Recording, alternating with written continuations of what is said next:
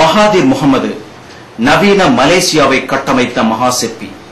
Mahathir மகாதீரர் எனும் அளவிற்கு துணிச்சலான கருத்தொன்றை உதிர்த்திருக்கிறார்.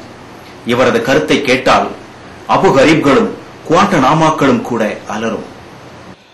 அமெரிக்க அதிபர் ஜார்ஜ் புஷ், பிரிட்டன் முன்னாள் அதிபர் டோனி பிளேயர் மற்றும் பிரிட்டனின் இன்றைய பிரதமர் கார்டன் பிரவுன் மூவரும் போர்க்குற்றவாளிகளாக அறிவிக்கப்பட வேண்டியவர்கள் என மலேசியாவின் மூத்த தலைவர் மகாதீர் முகமது தெரிவித்துள்ளார். தங்கள் நாடுகளின் பொருளாதார வளத்திற்காகவும் மூன்றாம் உலக நாடுகளின் வளத்தினை சிதைத்து சின்னாபின்னமாக்கும் முயற்சியில் ஈடுபட்டு வரும் இந்த நாடுகளின் தலைவர்கள் போர் குற்றங்களுக்காக தண்டிக்கப்பட வேண்டியவர்கள் என தெரிவித்தார் டாக்டர் மகாதீர்.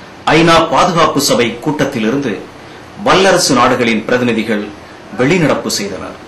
பாலஸ்தீன காசா பகுதியில் இஸ்ரேல் அரசு நிகழ்த்தி வரும் மனித உரிமை மீறல்களை குறித்து ஐக்கிய நாடுகள் சபையில் பேசிய லிபியா பிரதிநிதி காசா வன்கொடுமையை இரண்டாம் உலகப் போரில் நிகழ்ந்த நாஜிகளின் கொடுமைகளுக்கு சமமானதாக பேசினார். அதனைத் தொடர்ந்து ஐக்கிய நாடுகள் சபையின் அவையிலிருந்து அமெரிக்கா, பிரிட்டன், பிரான்ஸ் உள்ளிட்ட மேற்கு நாடுகளின் பிரதிநிதிகள் வெளியேறினர். ஐக்கிய நாடுகள் அவையின் பாதுகாப்பு சபையில் அரபு நாடுகளின் ஒரே பிரதிநிதியாக லிபியா மட்டுமே விளங்கி வருகிறது.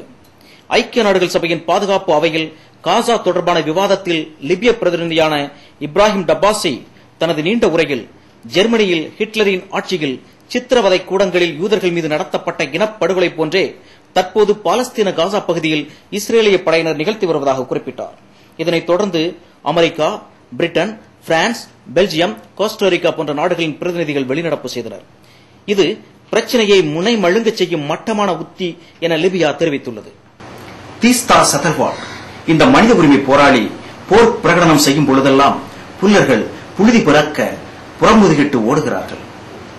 1400 ஆண்டுகளுக்கு முன்பே ஒடுக்குமுறை, அநீதி, சமத்துவமற்ற தன்மை போன்றவற்றுக்கு எதிராக எழுந்தது இஸ்லாம்.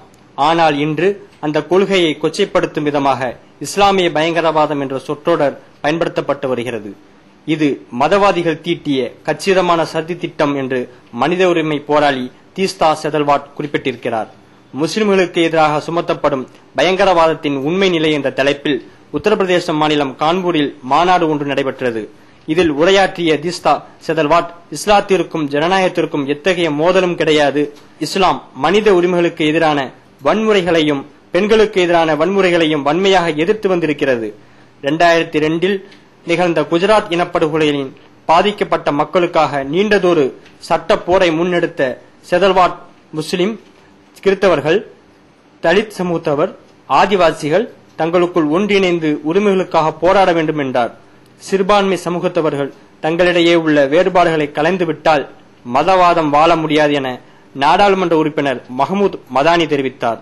இஸ்லாம் எதிர்மறை சிந்தனைகளுக்கும் பயங்கரவாதத்திற்கும் எதிரான மார்க்கம் என மில்லி கவுன்சிலின் துணைத் தலைவர் யாசின் உஸ்மானி குறிப்பிட்டார்.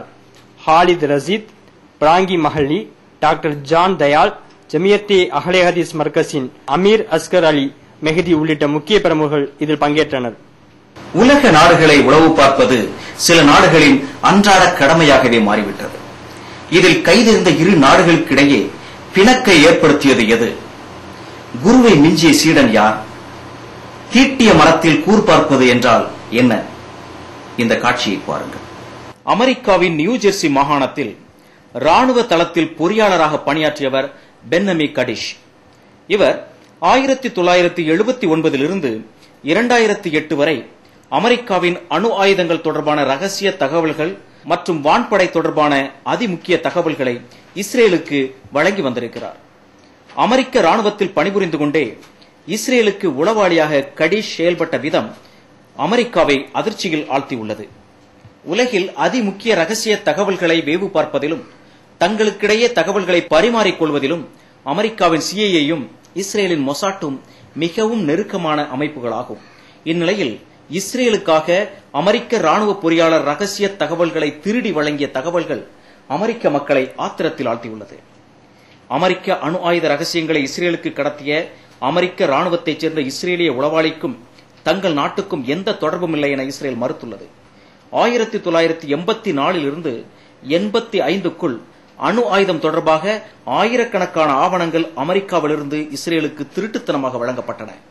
இந்த விவகாரம் குறித்து தீவிர விசாரணை நடத்தப்படும் என இஸ்ரேலிய ராணுவ அமைச்சர் யஹூத் பராக் அறிவித்திருக்கிறார்.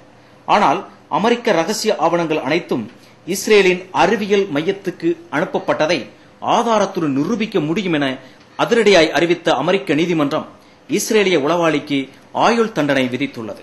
பிளாக் அண்ட் ஒயிட் கம்யூனிகேஷன்ஸ் வழங்கும் வினா காலம் உங்கள் தமிழன் டிவியில் வக்பு வாரியம் தொடர்பான அனைத்து கேள்விகளுக்கும் விடையளிக்கிறார் வக்பு வாரிய தலைவர் சே ஹைதர் அலி அவர்கள். உங்கள் கேள்விகளை மே 2ஆம் தேதிக்குள் எழுதி அனுப்புங்கள். வினாக்காலம் மக்கள் உரிமை, நம்பர் 7, வடமரைக்காயர் தெரு, சென்னை 1 என்ற முகவரிக்கு தபாலிலோ அல்லது tv@tmmk.in என்ற மின்னஞ்சல் முகவரிக்கோ அனுப்பலாம். வினாக்காலம் தமிழன் டிவியில் மே 6 மற்றும் 7ஆம் தேதிகளில் இன்ஷா அல்லாஹ் ஒளிபரப்பாகும். காணத் தவறாதீர்கள்.